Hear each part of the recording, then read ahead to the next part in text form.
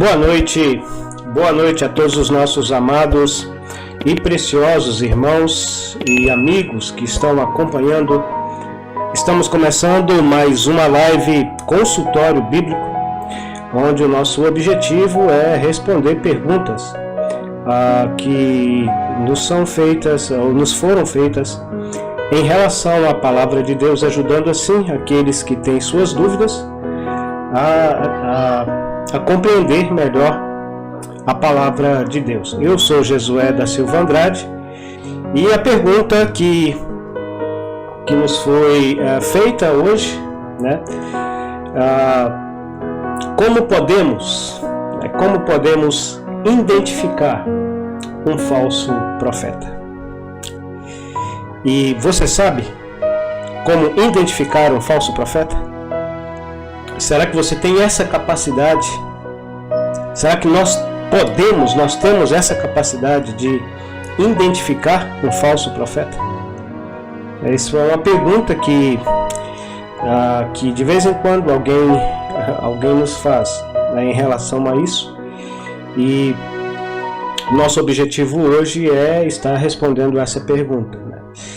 E antes de irmos para a resposta, né, a essa pergunta, não deixe aí de deixar o seu like, né, de curtir aí a nossa live, também de deixar aí o seu comentário,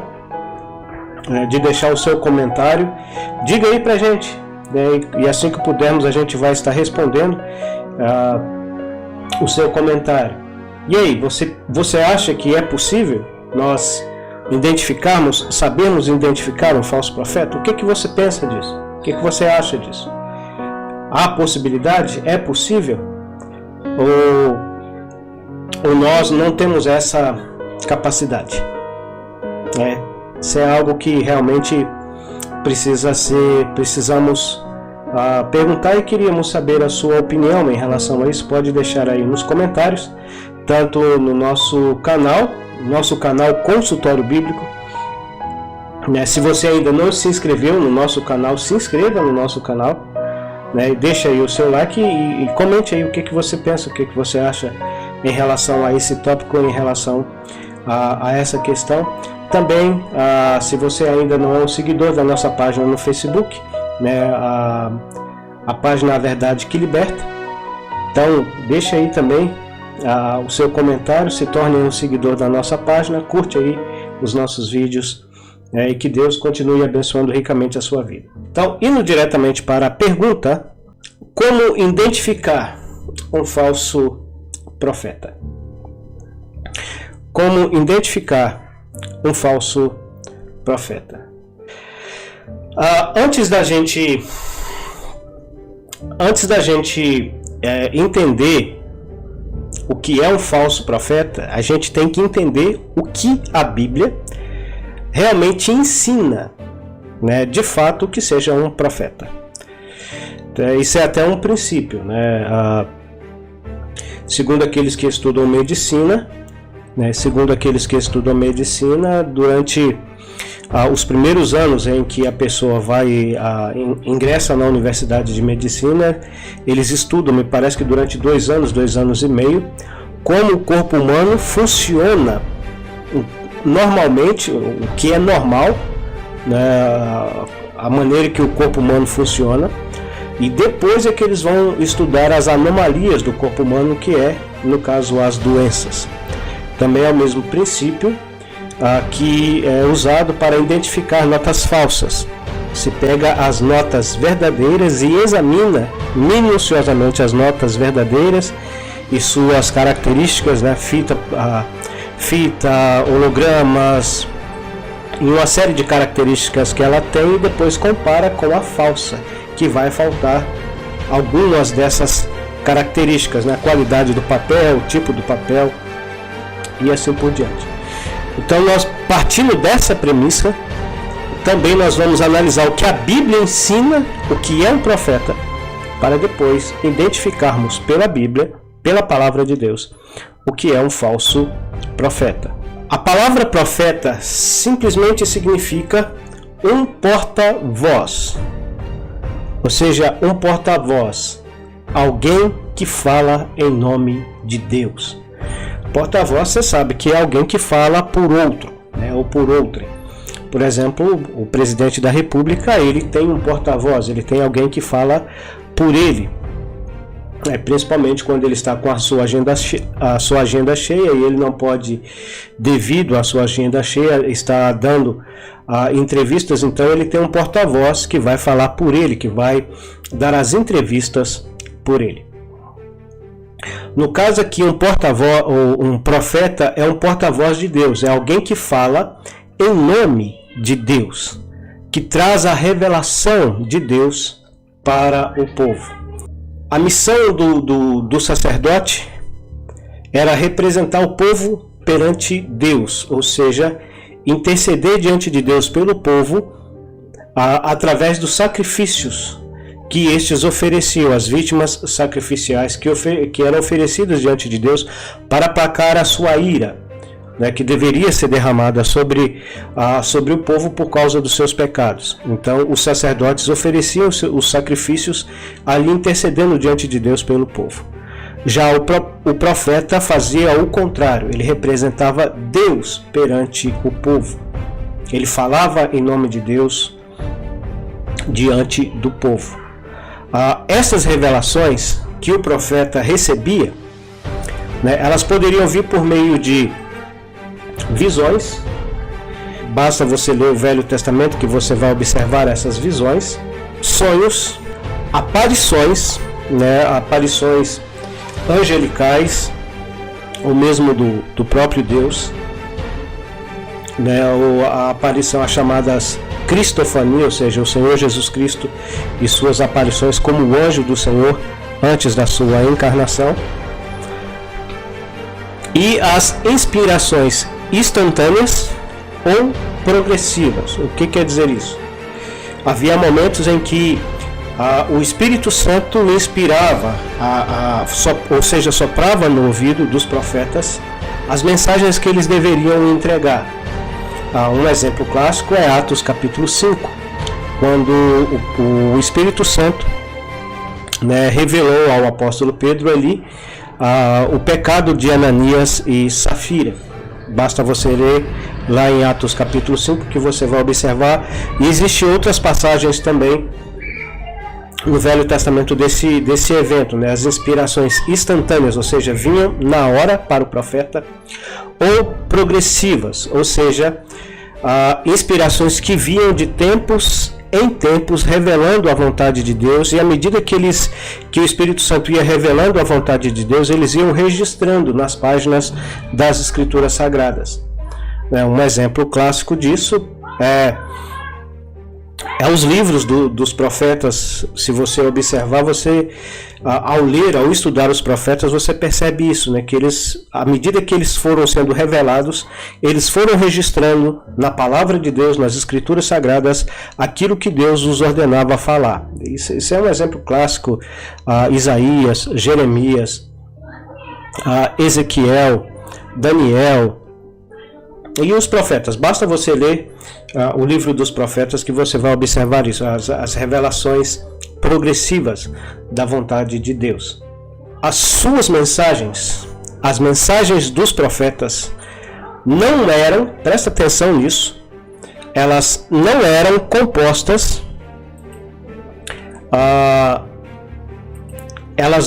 compostas, somente de predições futuristas, mas de exortações chamando o povo de Deus ao arrependimento. Por exemplo, Isaías capítulo 1, do versículo 1 até o versículo 3.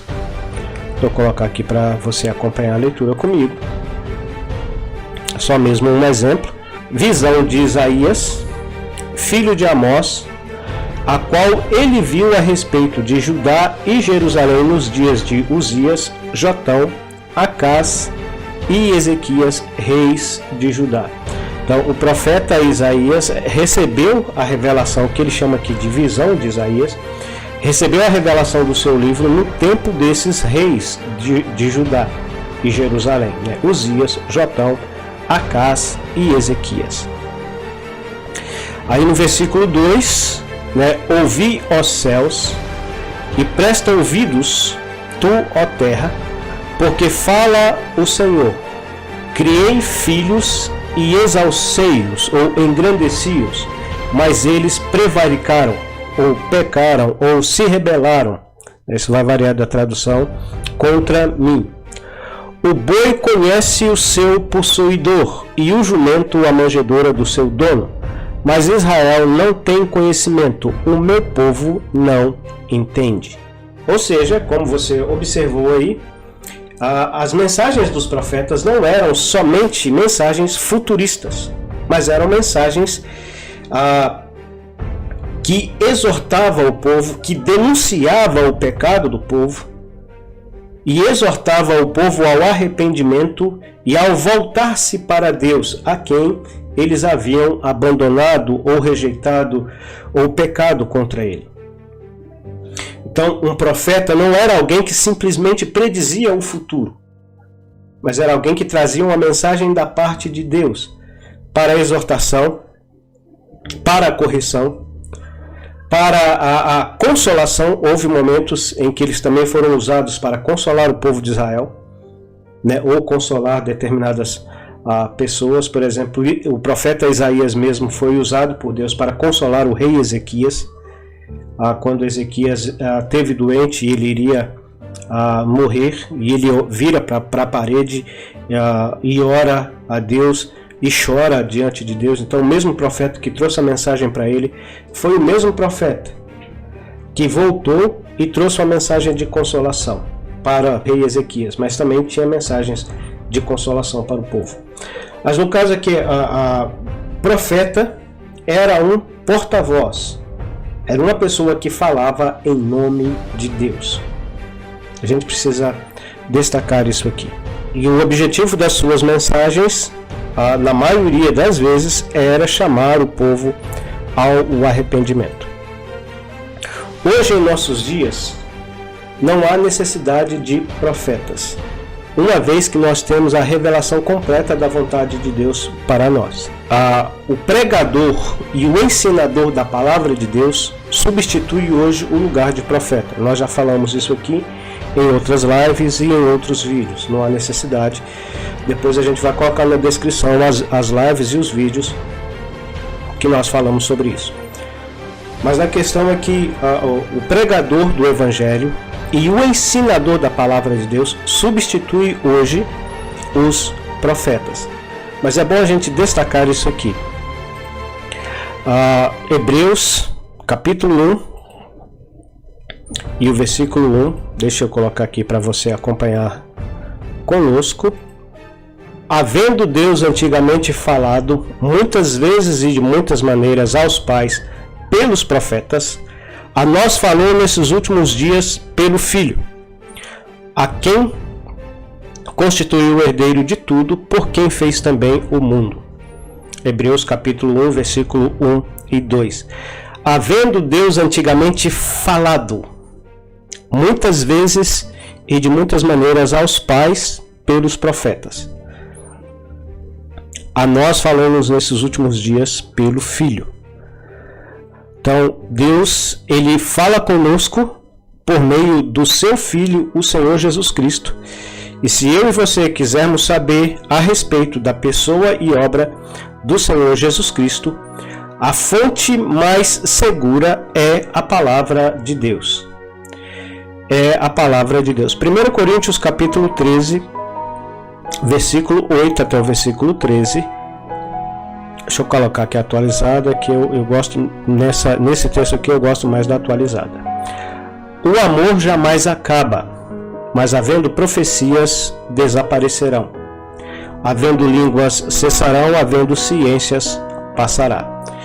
Mas o que nós queremos aqui é, havendo profecias, desaparecerão. Isso aqui, o apóstolo Paulo está tratando dos dons espirituais, e profecias aqui está relacionada ao dom de profetizar, como estava acontecendo nos dias dos apóstolos, através de visões, revelações, sonhos, inspirações, no sentido que eles recebiam ali, né?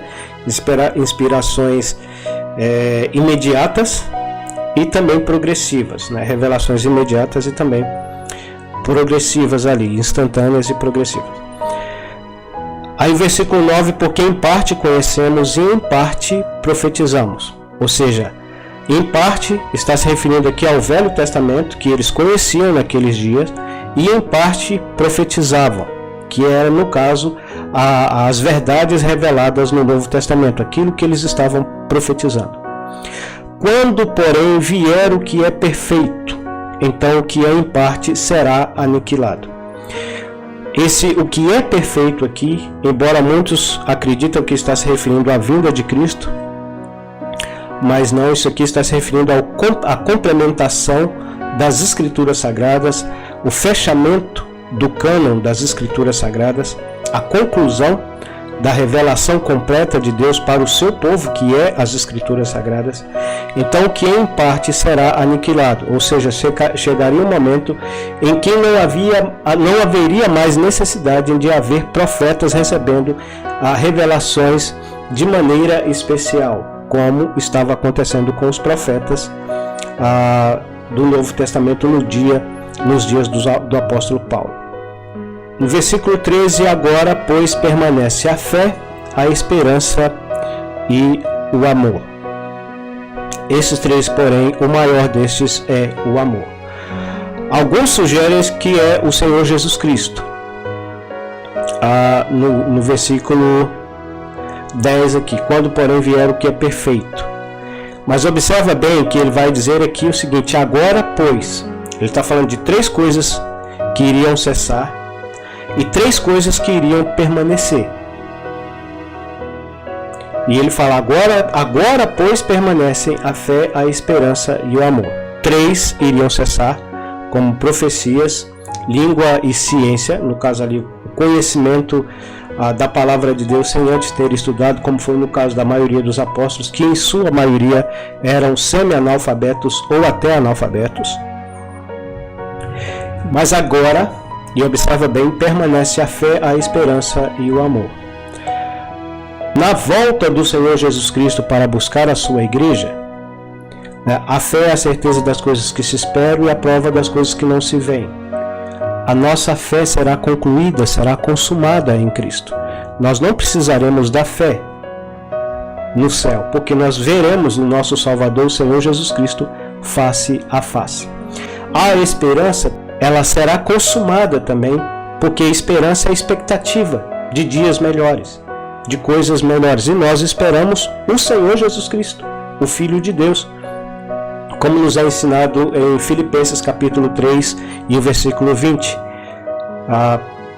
que nós aguardamos o Filho de Deus. A nossa pátria está nos céus, de onde aguardamos o nosso Salvador, o Senhor Jesus Cristo, que transformará o nosso corpo de humilhação conforme o seu corpo glorioso. Essa é a nossa esperança, que será contemplada na vinda de Cristo.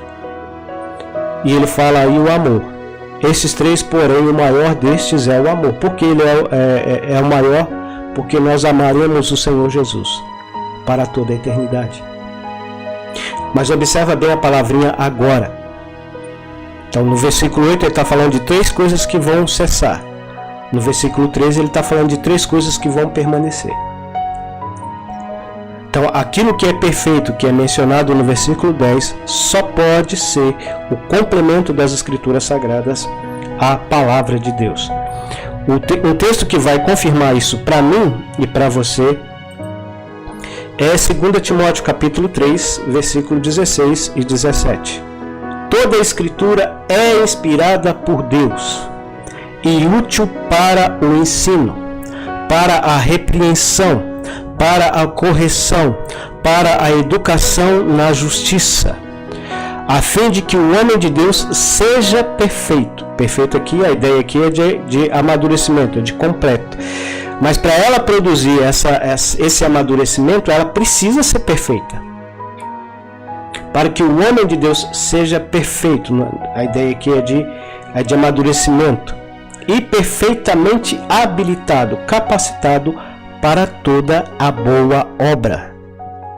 Então, se a palavra de Deus, se a Escritura Sagrada, se toda a Escritura Sagrada, de Gênesis a Apocalipse, é inspirada por Deus e útil para o ensino, para nos ensinar, para nos repreender, para nos corrigir, para nos educar na justiça, com o objetivo de que o homem de Deus, no caso aqui o homem no sentido geral, homem e mulheres, seja perfeito e perfeitamente habilitado, capacitado para toda boa obra, então ela tem que ser perfeita.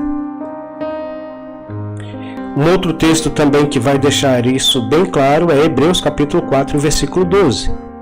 Porque a palavra de Deus aqui é o conjunto das escrituras sagradas, ou seja, é a Bíblia, de Gênesis a Apocalipse.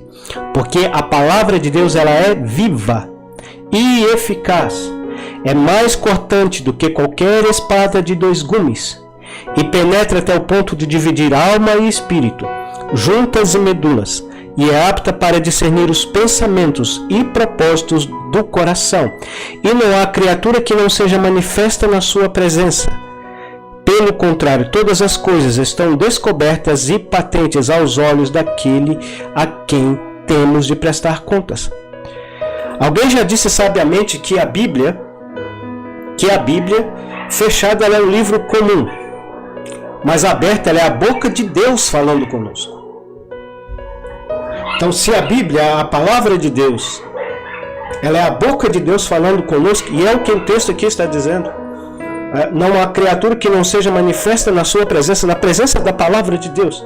Pelo contrário, todas as coisas estão descobertas e patentes aos olhos aos olhos de Deus, a quem havemos de prestar conta. Então, o que Ele tem para falar conosco, o que Deus tem para falar comigo e com você hoje, Ele vai falar pela sua palavra, pela Bíblia Sagrada, as Escrituras Sagradas. Outro texto também que nos ajuda a entender este fato é 2 Pedro capítulo 1, versículo 19 e 21. Versículo 19 a 21. Temos assim, tanto mais confirmada a palavra profética, e fazeis bem em atendê-la, como uma candeia que brilha em lugar tenebroso, até que o dia clareia e a estrela da alva nasça em vosso coração. Sabendo primeiramente isto, que nenhuma profecia, nenhuma mensagem da Escritura provém de particular elucidação.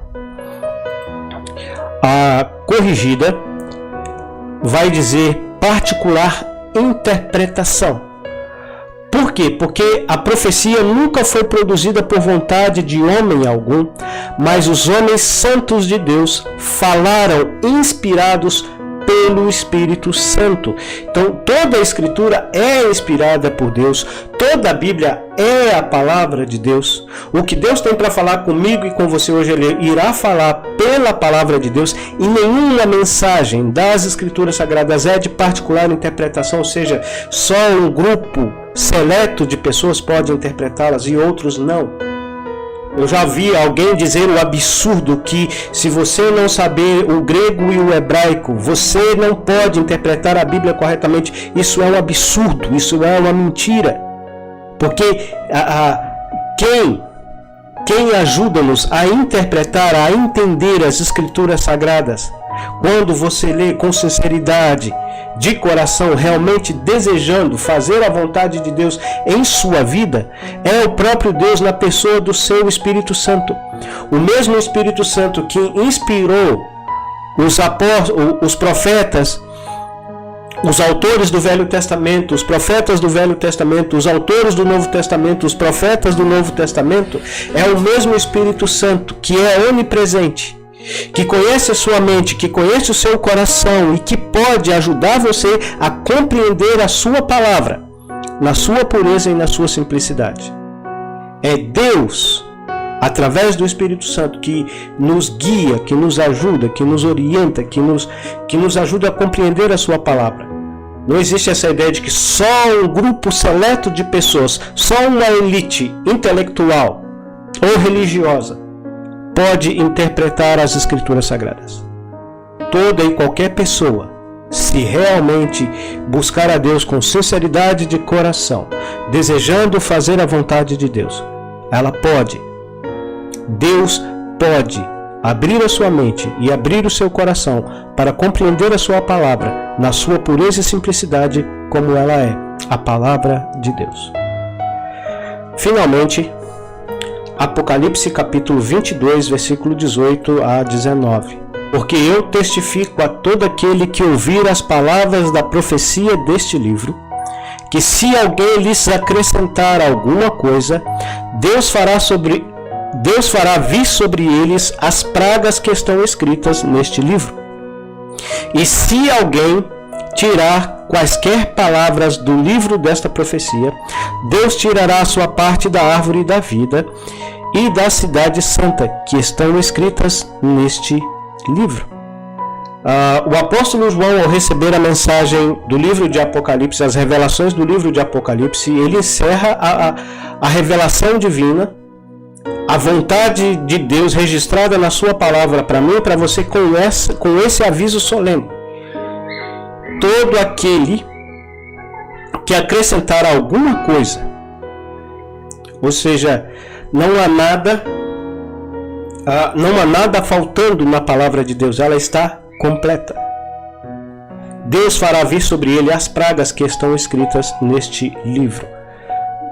Ou seja, as pragas, os juízos que estão escritos na palavra de Deus, virá sobre a pessoa que acrescenta aquilo que está escrito. E todo aquele que tirar alguma coisa das páginas desse livro, quaisquer palavras desta profecia, Deus tirará a sua parte da árvore da vida e da cidade santa que estão escritas nesse livro. Então, se alguém considerar alguma coisa supérflua, desnecessária na palavra de Deus e assim pregar e ensinar para os outros, o texto está dizendo que Deus vai tirar as bênçãos que este livro promete aos servos de Deus, às servas de Deus. Deus tirará dessa pessoa.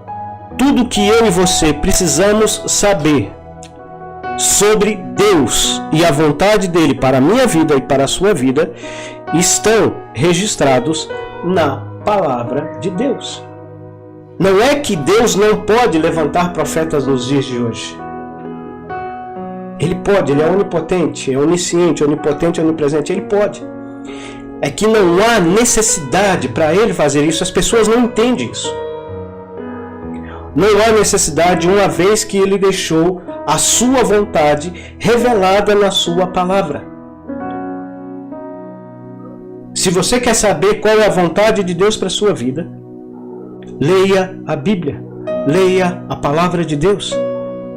Claro, ore, busque em Deus, peça a Ele para abrir a sua mente, para abrir o seu coração, para compreender a sua palavra. Mas leia a Bíblia, leia a palavra de Deus, porque o que Deus tem para falar com você, Ele vai falar através da palavra dele, através da Bíblia Sagrada. Não há outro meio. Mas alguém pode falar assim, mas Deus não fala conosco hoje igual falava com eles? Não, Deus fala muito mais. Se você analisar, por exemplo, a vida de Abraão, houve determinados momentos que Deus passou muitos anos sem falar com Abraão. E Deus pode falar com você a qualquer hora do dia, todas as horas do dia, 10 vezes num dia. Se você abrir a sua palavra e lê-la e meditar no que está escrito nela 10 vezes Deus falará alguma coisa nova à sua vida e ao seu coração através da sua palavra. Então, como no Velho Testamento e no Novo Testamento não existe profetas nos nossos dias, porque a revelação da vontade de Deus completa está registrado na palavra de Deus para mim e para você. Só este fato já era para deixar bem claro. Toda e qualquer pessoa, presta atenção nisso. Presta atenção nisso que nós estamos lendo. Toda e qualquer pessoa que se autoproclama um profeta, que diz que Deus está lhe trazendo uma nova revelação, seja por qualquer método extra-bíblico e sobrenatural, é um falso profeta. Pois está claramente dizendo que a Bíblia, a palavra de Deus, está incompleta. porque está sendo necessário Deus trazer novas revelações. Então, aquilo que o Espírito Santo inspirou o apóstolo João a escrever em Apocalipse capítulo 22, versículos 18 e 19, ele está dizendo que aquilo ali é uma mentira. Porque há necessidade de Deus trazer novas revelações por meio dessa pessoa que se autoproclama um novo profeta. Ou está trazendo uma nova revelação, seja por qualquer método, seja por visão, seja por suposta revelação, por suposta inspiração. Não importa. Essa pessoa, ele é um falso profeta. Ele é um falso profeta. Porque automaticamente, ao se autoproclamar um profeta, ele está dizendo que a Bíblia, a palavra de Deus, está incompleta.